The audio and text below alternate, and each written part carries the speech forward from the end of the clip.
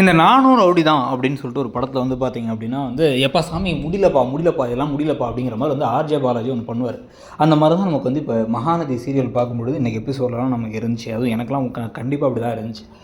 இப்போ முதல்ல எடுத்தோடனே அந்த வீட்டை வந்து பெயிண்ட் அடிக்கிற வேலையை குமரன் பார்க்குறாரு. புதுசாக போகிற வீட்டை அந்த ஓனர் வந்து உங்களுக்கு பிடிச்சதை நீங்கள் நான்வெஜ்ஜோ வெஜ்ஜோ நீங்கள் என்ன வேணாலும் சமைச்சிக்கலாம் அப்படிங்கிற மாதிரி காமிக்கிறாங்க. அவரை வந்து அவர் வெஜிடேரியன் மாதிரியும் அதே சமயத்தில் அவங்க பிடிச்சதை செஞ்சுக்கலாம், ஏன்னா வந்து அது உங்கள் உரிமை அப்படிங்கிறாங்க. ஸோ அங்கங்கே வந்து லைட்டாக சில கருத்துக்கள்லாம் வந்து தெளிச்சதுக்கு பிறகு அப்புறமா என்ன ஆகுது அப்படின்னா நிவின்லாம் வந்து ஹெல்ப் எல்லாம் பண்ணுறாரு அந்த மொத்தமாக எல்லாத்தையும் கட்டுலாம் எடுத்துக்குள்ளே போடுறதுக்கு. இப்போ காவேரி அந்த ஒரு இன்டர்வியூக்கு போயிருக்காங்க.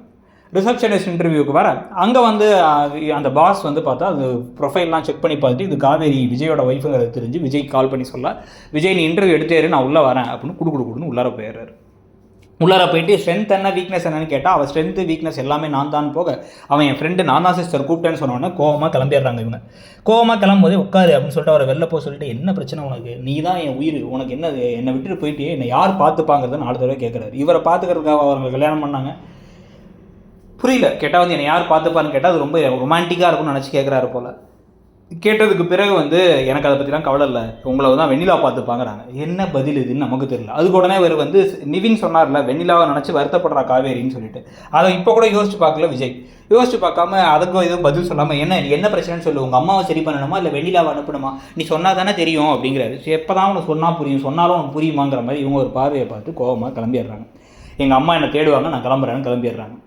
இதுக்கு நடுவில் என்ன ஆகுது அப்படின்னா இவர் ஒரு ஃப்ரெண்டோட சேர்த்து கால் பண்ணி உனக்கு எம்டி போஸ்ட் தரேன், இல்லை வந்து கிரியேட்டிவ் டிபார்ட்மெண்ட்டில் வேலை தரேன், 70,000 சம்பளம் தரேன்லாம் வந்து பேசுகிறேன். அவங்க உடனே வந்து அதெல்லாம் எனக்கு ஒன்றும் தேவையில்லை அப்படின்ட்டாங்க. அது எப்படி ஒத்துப்பாங்க? இப்போ தான் வந்து ஃப்ரெண்டுன்னு சொல்லிட்டு போயிருக்கீங்க, கால் பண்ணி வந்த ரிசப்ஷனிஸ்ட் வேலையை விட்டுட்டு 70,000 சம்பளத்துக்கு வந்து தரேன் அப்படின்னா வந்து எப்படி ஒத்துப்பாங்க? ஏதோ ஜனம் ட்ராப்னு தானே நினைப்பாங்க. இதுக்கு அடுத்து இவரோட ஃப்ரெண்டை வச்சு இந்த ஆஹா கல்யாணத்தில் வந்த மாதிரி இங்கேயும் பேச வைக்கிறாரு. ஏதோ வந்து இவர்கிட்ட வேலை பார்க்குறவங்கள வச்சு வேறு ஒரு கம்பெனியில் வேலை இருக்குது அப்படி இப்படிலாம் ஏதோ பேச வைக்கிறாங்க. இதெல்லாம் வந்து என்ன கதை, எதை நோக்கி பயணிக்குதுன்னு நமக்கு ஒன்றும் புரியல. ஆனால் உங்களுக்கு என்ன தோணுதுங்கிறத சொல்லுங்கள். இந்த கதை நல்லா தான் இருக்குன்னு நினைக்கிறீங்களாங்கிறதையும் சொல்லுங்கள். தேங்க்யூ.